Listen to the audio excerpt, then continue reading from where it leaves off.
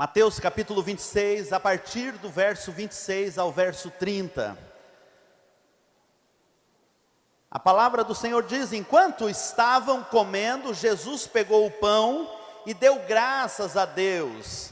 Depois partiu o pão e o deu aos discípulos, dizendo: peguem e comam, isto é o meu corpo.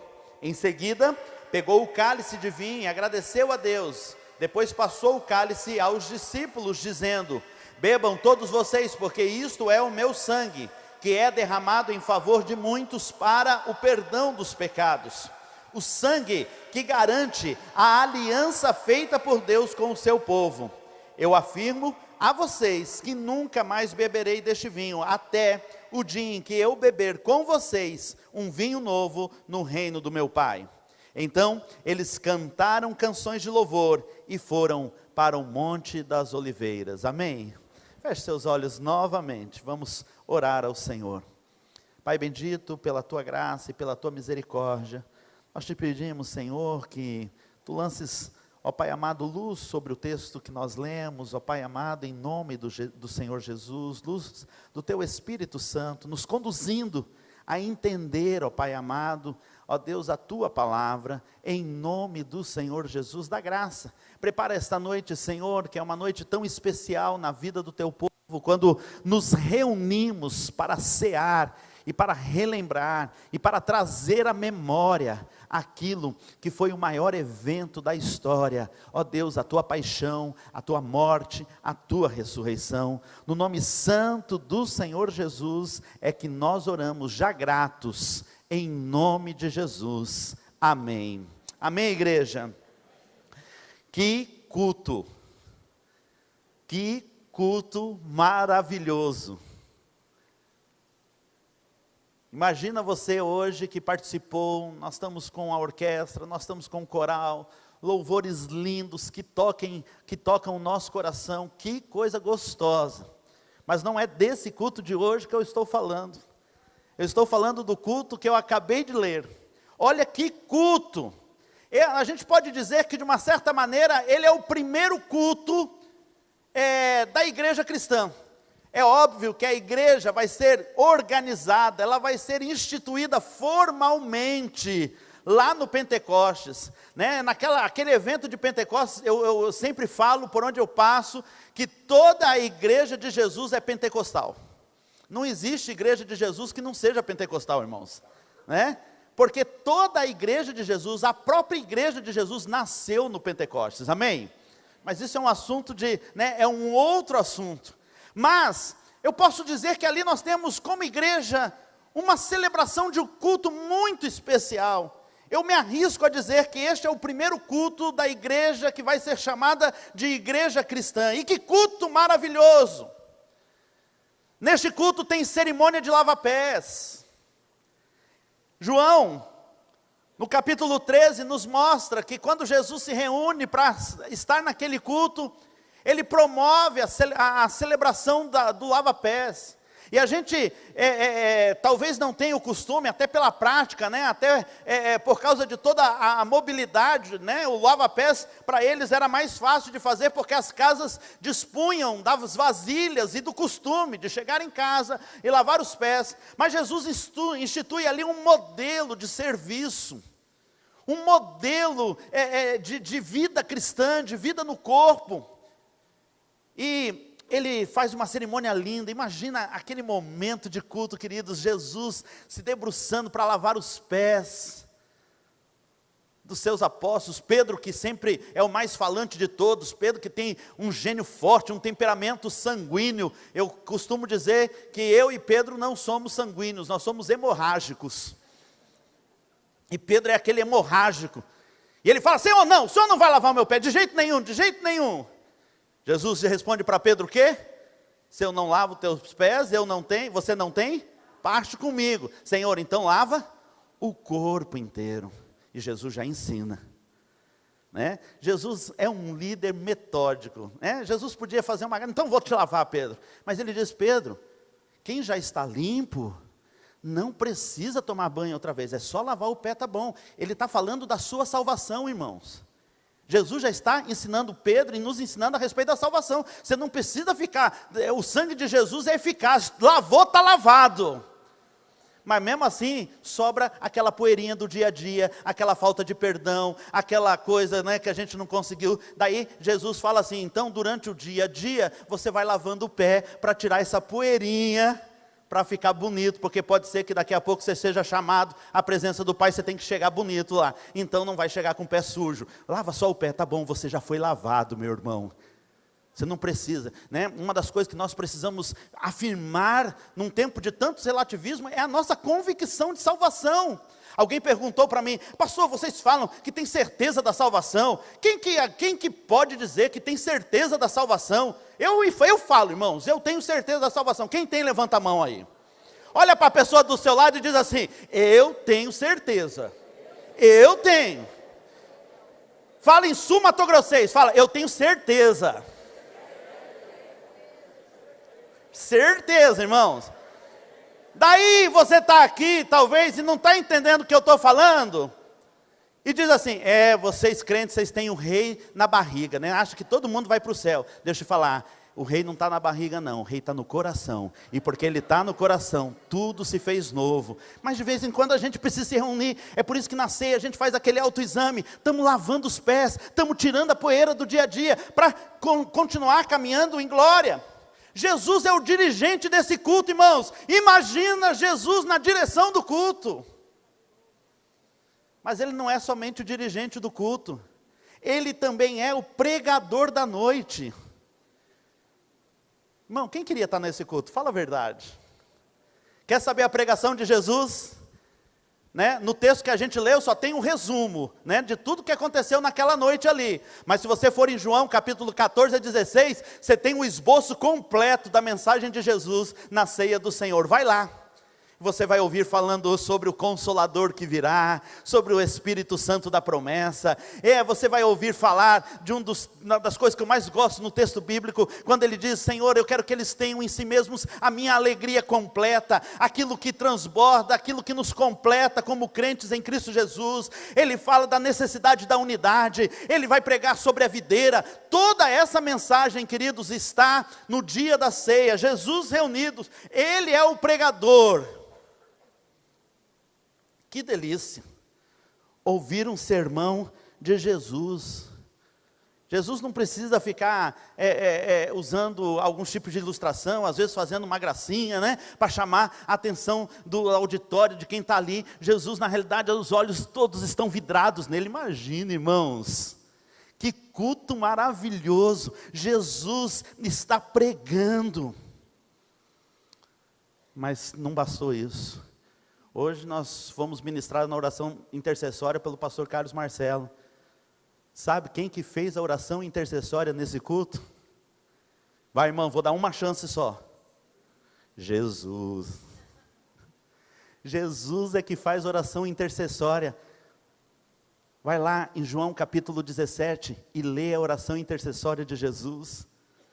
Senhor, para que eles sejam um, como eu e o Senhor somos um. Eu não oro só, né? Já orou por você lá, queridos. Ele diz, eu não oro somente por esses, mas por aqueles que hão de crer. Estava orando por mim já. Que oração poderosa.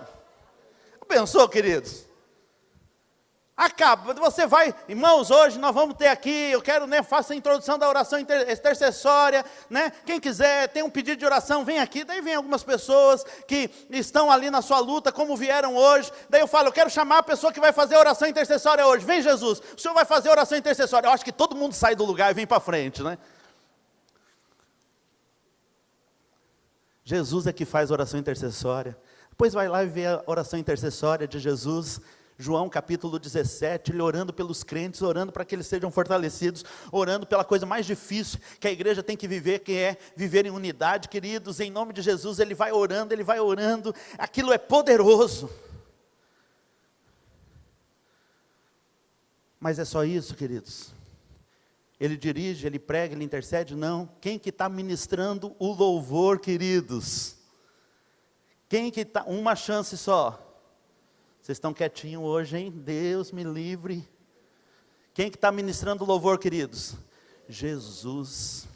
Na versão que nós lemos, o texto diz E eles cantaram canções de louvor. As versões mais tradicionais, as anteriores, elas dizem: e tendo cantado o hino, saíram para o Monte das Oliveiras. Culto completo. Quem queria estar nesse culto? Glória a Deus. Quem não quer estar num culto onde Jesus vai dirigir, pregar, fazer oração e dirigir o louvor, irmãos? Esse é um culto maravilhoso, né? Mas eu gostaria de falar com vocês nessa noite sobre: e depois do culto? E depois do culto? O que aconteceu? Pode, irmãos, na história da igreja ter tido um culto mais abençoado que esse, sim ou não? Pode ter na história da igreja cristã um culto mais cheio da presença de Deus do que esse, quando o próprio Deus é que está fazendo tudo? Eu imagino que o melhor programa, a melhor preparação espiritual. Alguém um dia chegou para mim e falou assim: pastor, o senhor não estava naquela oração que a gente faz, né, antes do culto, e isso já tem um tempo, não aconteceu aqui não. Pastor, e a gente sentiu falta, a gente ficou preocupado, como seria o culto, o senhor não conseguiu participar daquela oração. Falei: irmão, se eu dependesse daqueles 5 minutos de oração, que a gente tem tanta coisa na cabeça para resolver, para a minha espiritualidade, para o fluir do culto, irmãos, nós estaríamos no sal. Agora imagina, vamos fazer uma semana de oração, toda a equipe de louvor, todos os instrumentistas. Olha, semana que vem nós vamos ter um culto, nós vamos nos preparar, vai ter jejum a semana toda, nós vamos fazer encontros de oração. Irmão, vai ser aquele culto, e nós nos preparamos para isso. Irmão, podemos fazer a preparação que for, entendeu? Chamar o melhor pregador, impossível de ganhar desse culto aqui. Que presença maravilhosa, Jesus pregando, Jesus orando, Jesus dirigindo louvor, Jesus lavando os pés. É uma bênção. Mas isso me faz pensar que, se depois de um culto desse, nem todas as coisas saíram bem,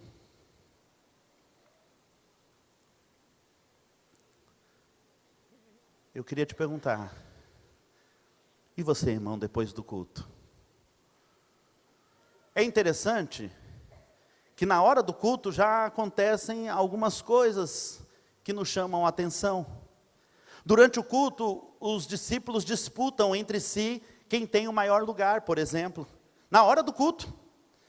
Diz o texto em Lucas 22, que fala do mesmo evento, que fala do mesmo ato, do mesmo culto. Ele diz: suscitaram entre si uma disputa sobre qual deles seria o maior.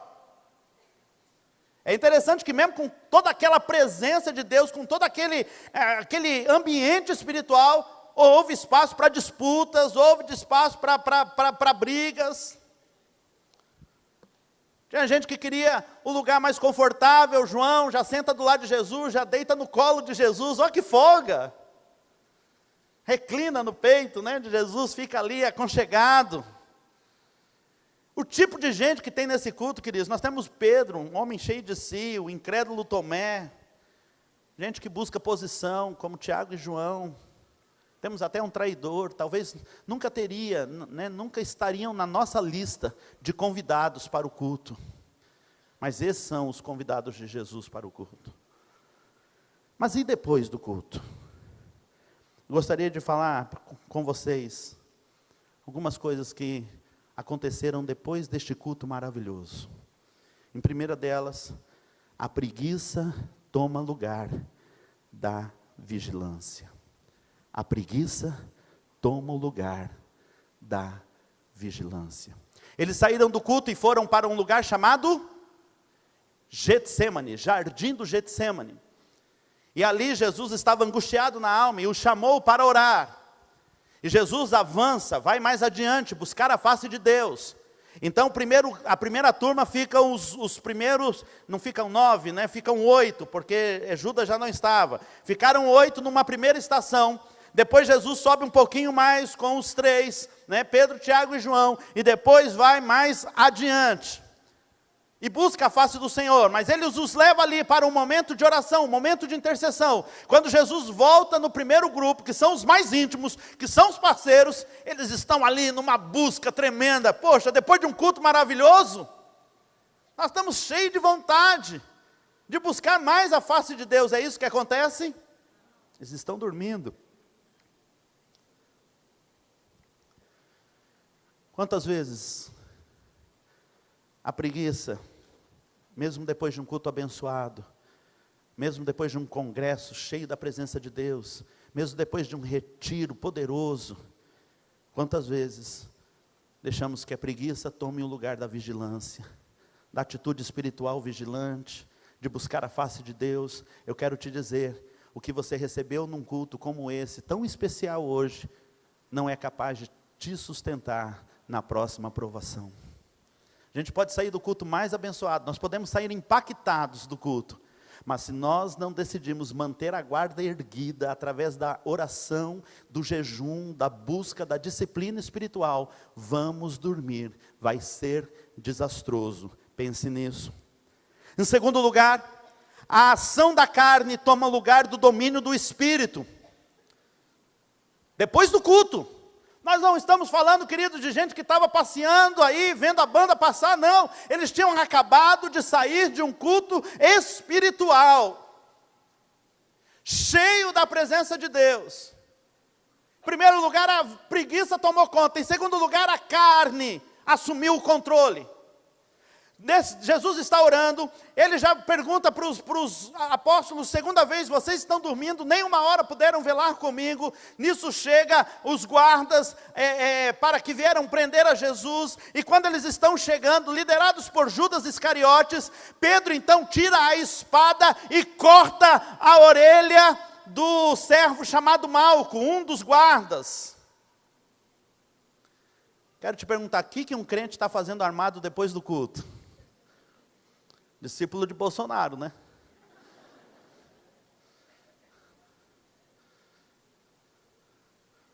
Que um crente está com a espada depois de um culto? Ele deveria estar com uma outra espada, a palavra. Pior do que isso, ele está ávido por usar a sua arma da carne. A primeira reação que Pedro tem não é repreender em nome de Jesus. Se estivesse cheio do poder de Deus, né, talvez a primeira coisa que ele falaria para os guardas é o quê? Está amarrado em nome de Jesus, não é, irmãos? Não é isso que ele fala. Ele lança a mão de uma habilidade carnal para tentar resolver os problemas. A ação da carne, depois de um culto, lembre-se sempre dessa perspectiva. Depois de um culto abençoado, a ação da carne toma o lugar do domínio do Espírito. É muito importante o que nós fazemos aqui. É muito importante o nosso comportamento durante o culto. É muito importante saber se nós temos reverência enquanto estamos aqui. Mas tão importante quanto é como nós procederemos das portas para fora. E depois do culto, meu irmão? E depois do culto? É na carne que você vai responder? É na força do braço que você vai resolver as situações da sua vida? E depois do culto? Onde você foi inspirado a andar com fé, a buscar a presença do Senhor, a fazer diferença, como você vai lidar com as adversidades na sua vida, com as afrontas na sua vida, como você vai lidar?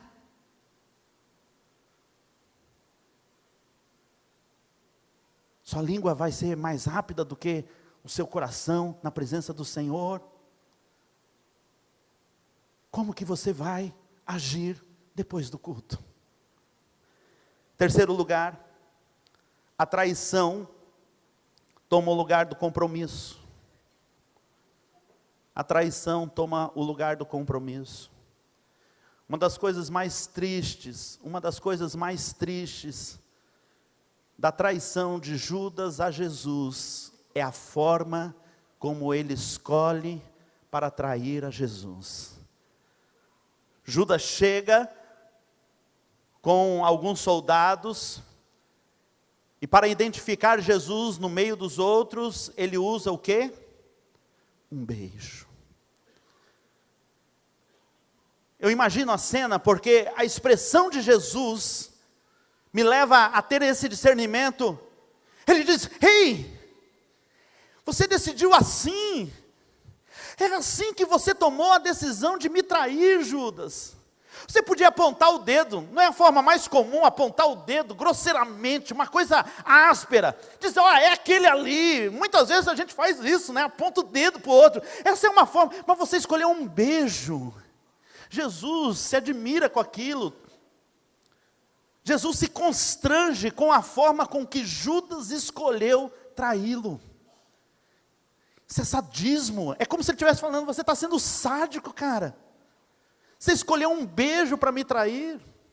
Sabe o que Jesus está dizendo para mim? É assim, Eli, que você vai me trair. Vindo aqui, me dar beijos de carinho. Levantar sua mão, dizer que eu sou grande, que eu sou fiel. Dizer lindo, lindo, lindo, lindo és. É assim que você escolheu me trair. Você vem aqui me dar um beijo, depois vive essa vida aí fora. É assim que você está decidindo me trair. É desse jeito, você vem, entrega o dízimo, faz o ato religioso, se veste com uma roupa bacana, vem aqui, me dá um beijo, e lá fora você continua vivendo adultério. É dessa maneira que você decidiu me trair com um beijo. Por que você já não foi viver uma vida descompromissada? Por que você já não pisou, né, pôs o pé na jaca e já ficou lá? Você decide vir aqui, me dar um beijo, para depois me trair, é assim.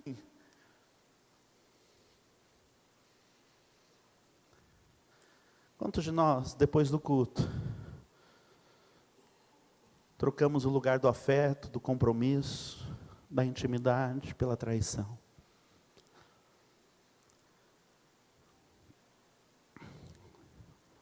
O seguir de longe substitui a lealdade. Depois do culto, o seguir de longe substitui a lealdade. Primeiro, a preguiça toma lugar da vigilância. Depois, a carne toma o domínio do espírito. Depois, a traição, o lugar do compromisso. E agora, o seguir de longe substitui a lealdade. Jesus é preso, é levado, ele vai ser julgado primeiro dentro do sinédrio, e depois vai ser conduzido para Pilatos e Herodes, e ali toda aquela trama do julgamento de Jesus Cristo. Nesse exato momento, Pedro, a palavra do Senhor diz no livro tanto de Lucas quanto de Mateus, e Pedro seguiu de longe. A gente joga muitas vezes pedras em Pedro, porque Pedro teve aquela atitude, negou 3 vezes, nós vamos ver sobre isso. Mas a gente geralmente não fala, e os outros irmãos, que nem de longe seguiram, que nem de longe seguiram, que se dispersaram. O profeta já disse, através do próprio Salmo, fere o pastor e as ovelhas do pasto dispersarão. E foi o que aconteceu. Mas Pedro estava ainda naquela luta, que é a luta que muitas vezes você vai ter ali da porta para fora depois do culto. Eu não quero ficar de fora, eu não quero estar longe de Jesus, mas não me sinto forte o suficiente para estar próximo. Deixa eu falar a você, nessa nova geração, a linguagem, as formas como que você está recebendo os conceitos, como você está recebendo as informações, como você está recebendo os valores para a vida, elas são formas que estão totalmente afastadas do plano original, que estão totalmente destoando daquilo que Deus tem preparado. Deixa eu te falar, a você jovem, a você adolescente, a você junior, você está sendo massacrado por valores que são totalmente contrários a Deus. Mas você também, porque viu o que Deus fez na sua casa, vê como é bom estar na presença de Deus, já desfrutou dessa presença, também não quer ficar longe de Deus, e muitas vezes, decide assim, seguir de longe. Talvez dizendo, pelo menos eu não estou fora totalmente. Que bom que você ainda tem forças para manter o pé aqui. Mas deixa eu te contar uma história de quem segue de longe. Havia um homem, ele estava em cima do muro. E de um lado do muro, Jesus estava dizendo para aquele homem, vem, pula para cá, vem para o meu lado. Eu te amo, vem aqui perto de mim. Do outro lado do muro estava Satanás. E Satanás estava apenas de braço cruzado, não falava nada, estava ali tranquilo em relação à situação. Jesus dizia: vem, vem, vem para mim, vem para o meu lado. Aquilo, de uma certa maneira, incomodou aquele camarada que estava em cima do muro. Então ele olhou para Satanás, para o diabo e disse: ei, do outro lado Jesus está me convidando para viver com ele. E você aí está de braço cruzado, nem está se importando. O diabo falou para ele: eu não estou me importando mesmo, porque o muro já é meu. Quem está no muro já está comigo. Depois do culto, o seguir de longe substitui a lealdade.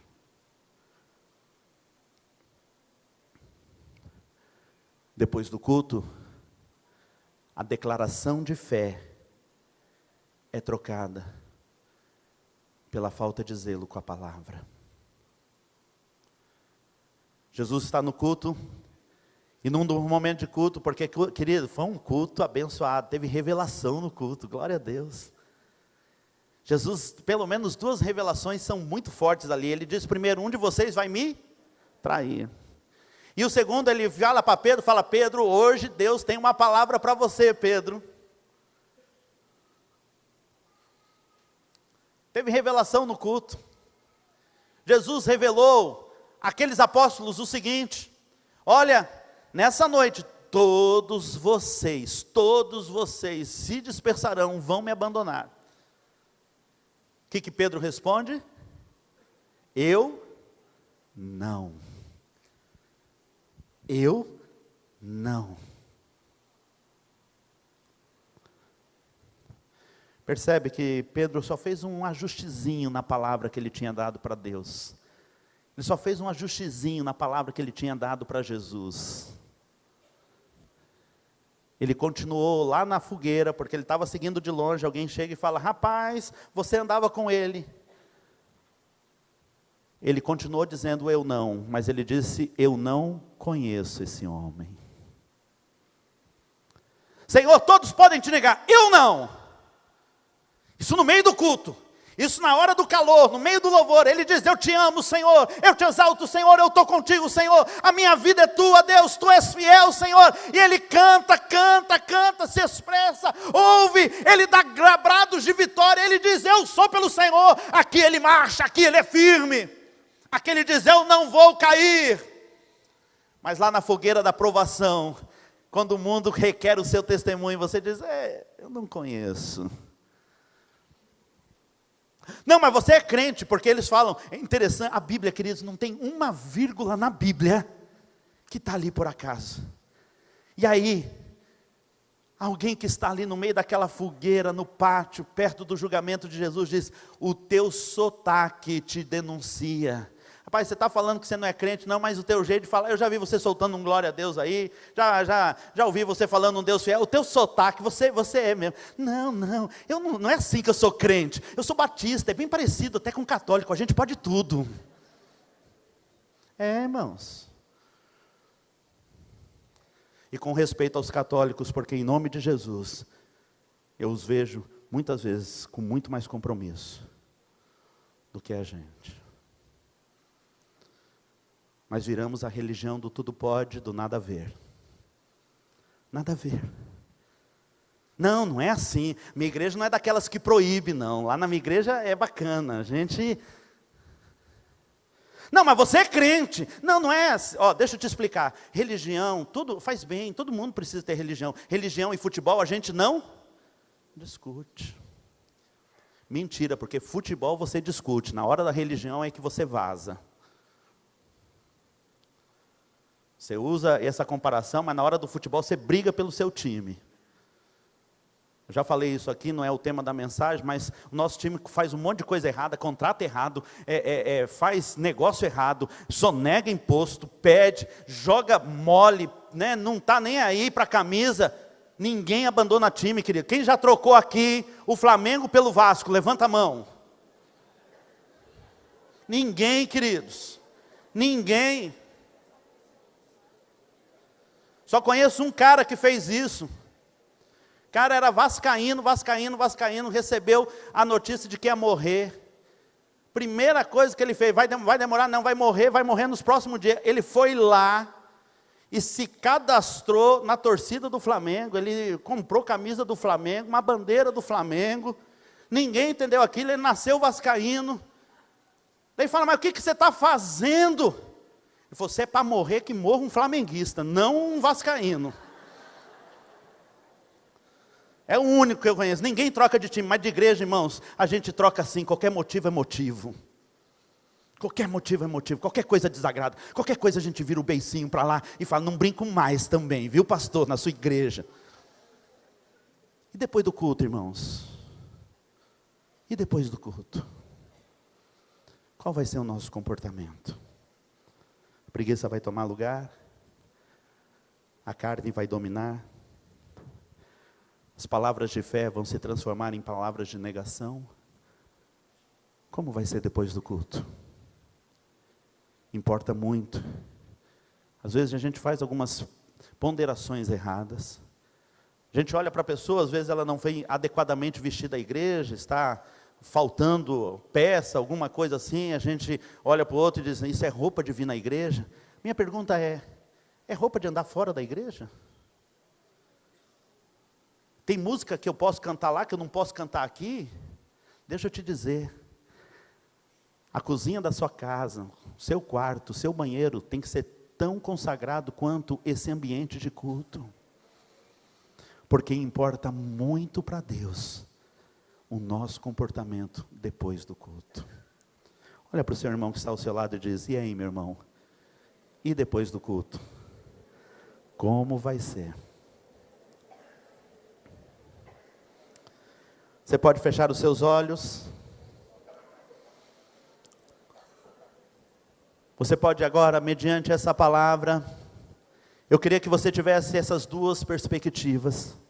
Um culto tão abençoado, cheio da presença de Deus, aquele culto dirigido por Jesus, um culto como hoje, tão gostoso, a gente não quer parar de louvar, não quer parar de adorar, a gente está sentindo a presença de Deus, que culto poderoso, amém. Que bom estar num lugar assim, que bom estar num lugar onde a palavra do Senhor é pregada, que bom estar num lugar onde nós podemos sentir a presença de Deus, aleluias, que bom, que pudesse ser o tempo todo assim. Mas queridos, nós temos uma porta, e nós vamos sair pelas portas desse templo, deste lugar de celebrações, e a vida vai nos cobrar posturas. Quais são as suas posturas? Haverá vigilância. Ore a Deus, pergunte ao Senhor, eu tenho sido vigilante? Eu tenho mantido a minha atitude de leitura bíblica, de oração? Eu tenho proclamado jejuns? Eu tenho buscado a tua face? Senhor, fora do ambiente da igreja, lá no quarto, lá no meu quarto de escuta, o lugar mais importante do seu dia, o seu quarto de escuta, o seu tempo a sós com Deus. Você tem mantido essa disciplina, você tem mantido esse relacionamento, está vigilante? Como você tem recebido e como você tem resolvido os problemas na sua vida? Você tem lutado no Espírito, você tem despojado da armadura de Deus, você tem vestido da couraça da fé, do capacete da salvação, das sandálias da pregação do Evangelho, você tem se revestido com o poder da palavra do Senhor, a espada do Espírito, ou você tem buscado recursos na carne, para resolver no braço, para resolver no grito, aquilo que deve ser resolvido no Espírito, aquilo que deve ser vencido no mundo espiritual? Qual tem sido a tua atitude? De alguma maneira você sente que trai o Senhor Jesus? Promete, faz juras de amor ao Senhor, beija o seu rosto com sua adoração, mas com suas atitudes você está traindo.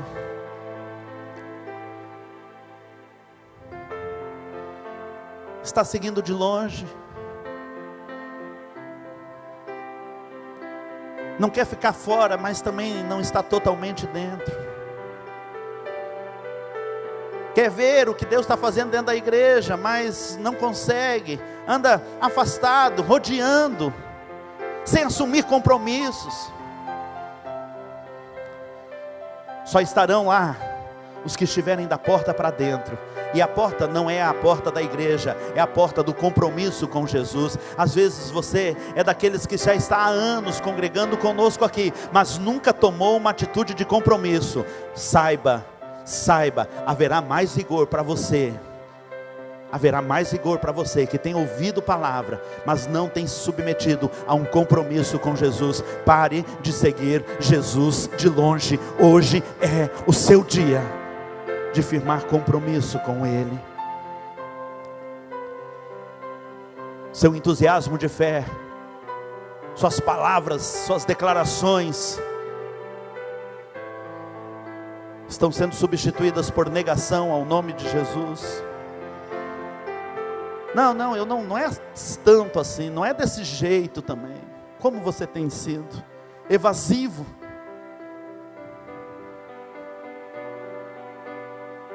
Ou tentado uma palavra firme de compromisso com o Senhor nas circunstâncias que acontecem lá fora, depois do culto.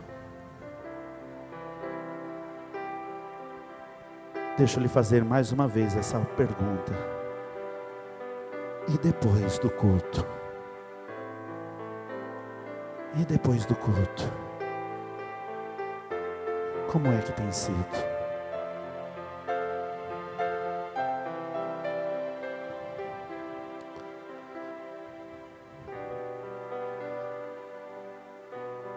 Deus nos ajude. Nesse momento nós vamos participar da tua mesa. Um momento que relembra o que aconteceu naquela noite entre o Senhor e os apóstolos.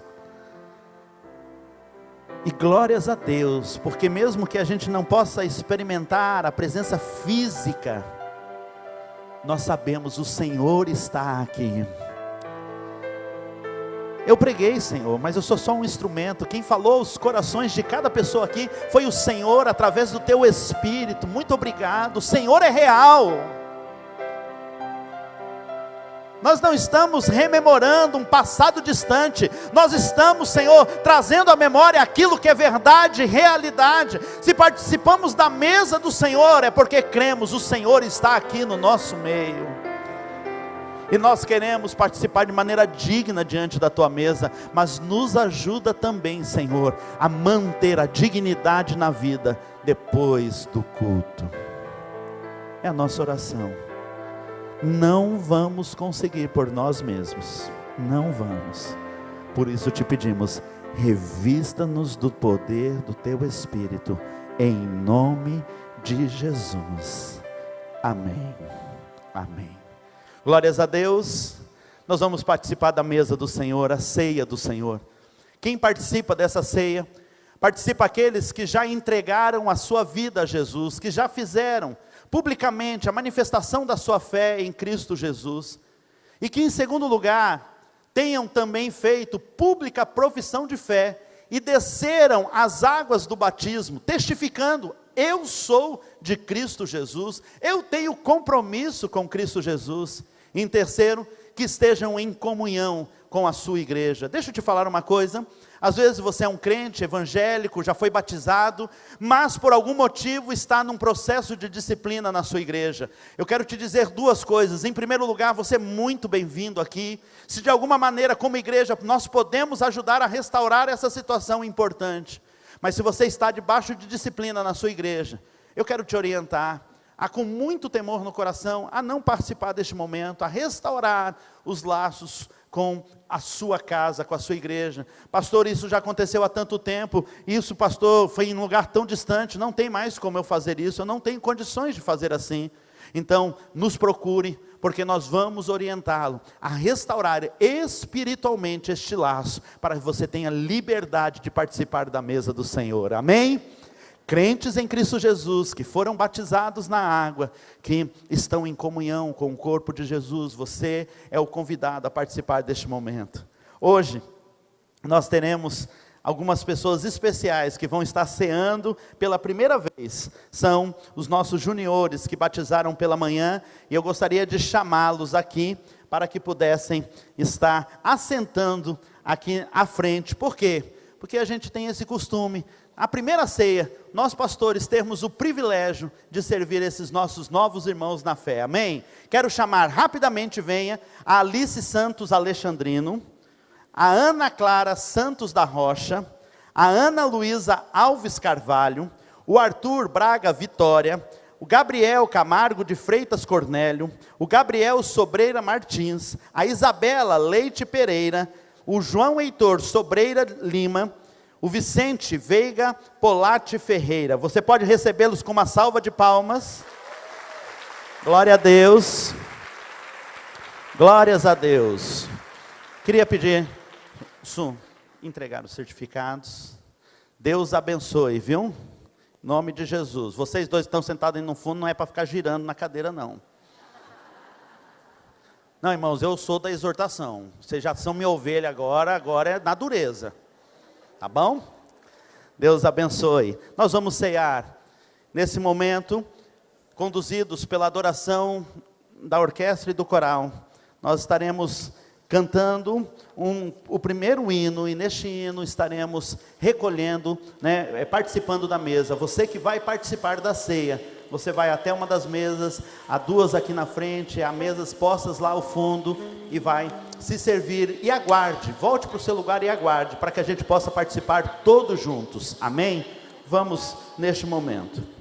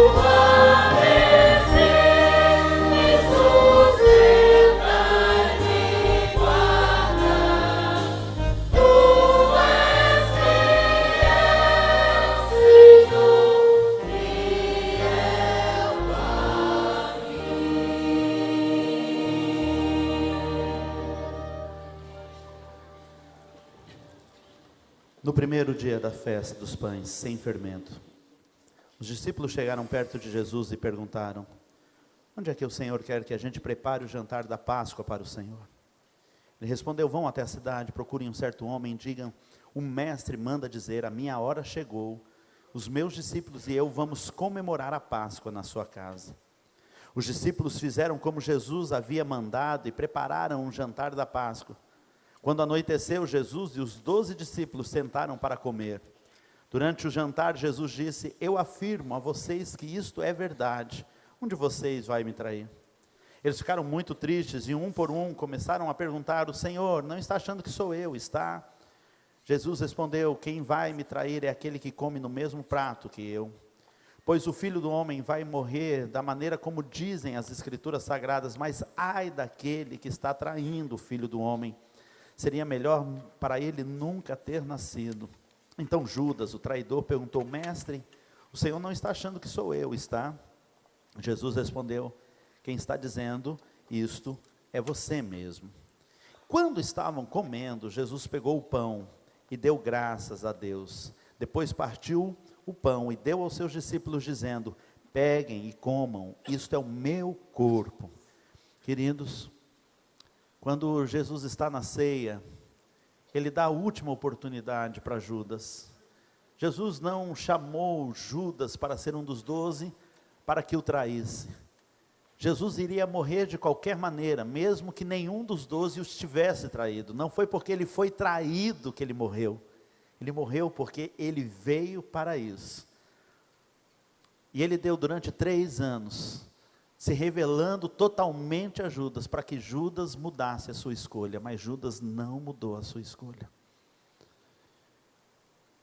A traição muitas vezes acontece assim, depois de tantos e tantos e tantos avisos e oportunidades de mudar a rota.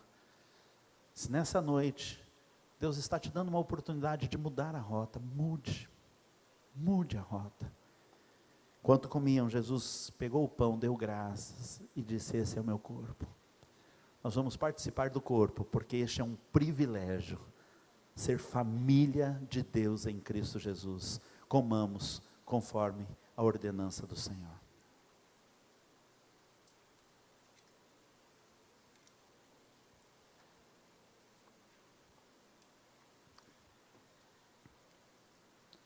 Nós te louvamos, Senhor. Bendito seja o Senhor nosso Deus. Bendito seja o Senhor, que morreu e partiu teu corpo, ó Deus, para que juntos pudéssemos, como família, celebrar os laços. Nós te pedimos em nome de Jesus, que o Senhor nos dê força. Não queremos em nenhum momento abandonar a família. Queremos estar ligados a Jesus, a videira, queremos estar enraizados. Há muitas figuras na palavra que dizem a respeito disso, alicerçados, enxertados. Nós queremos, enfim, estar unidos ao Senhor em todo o tempo, em nome de Jesus, amém. Ainda continuou, pegando o cálice e disse: bebam todos vocês, porque este é o meu sangue, que é derramado em favor de muitos, para o perdão do pecado, o sangue que garante a aliança feita por Deus com o seu povo, amém? É por isso que nós nos chamamos de irmãos. Já pensou por que a gente chama o outro de irmão?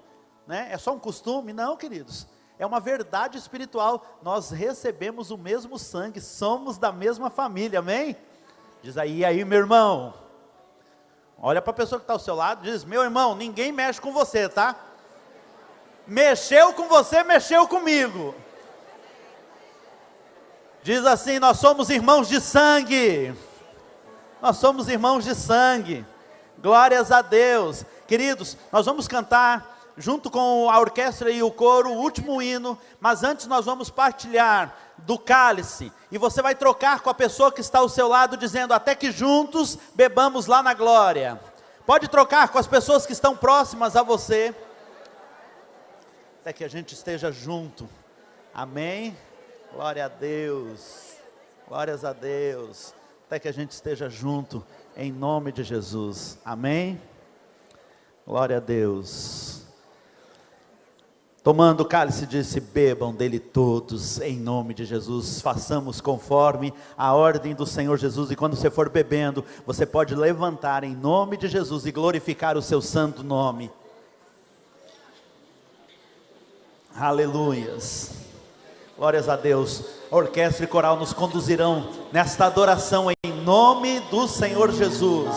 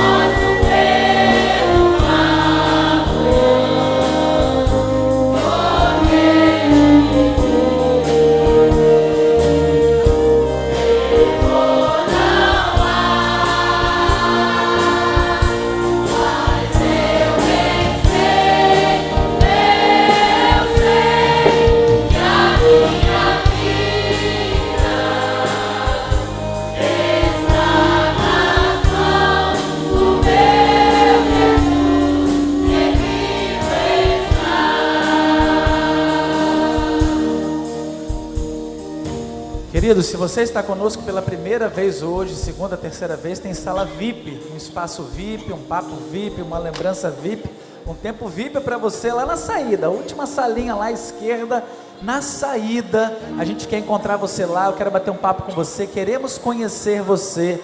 Vamos agradecer a Deus, eleve os seus pensamentos a Deus e agradeça ao Senhor. Obrigado, Pai, pelo teu amor infinito, revelado na graça salvadora de Jesus Cristo nosso Senhor, e pelo poder do teu Santo Espírito, prometido por Ele, estendido a nós, para que ao final do nosso culto, permaneçamos seguindo o Senhor de perto, mantendo o nosso compromisso de lealdade, um testemunho autêntico de fé, de intimidade contigo, para que o que vai acontecer depois, seja assim um reflexo daquilo que vivemos aqui, em nome do Senhor, o Pai, do Filho e do teu Santo Espírito. Amém. Vai em paz, querido. E se você está visitando a gente, temos um encontro marcado na sala VIP, hein? Espero por você lá. Deus abençoe.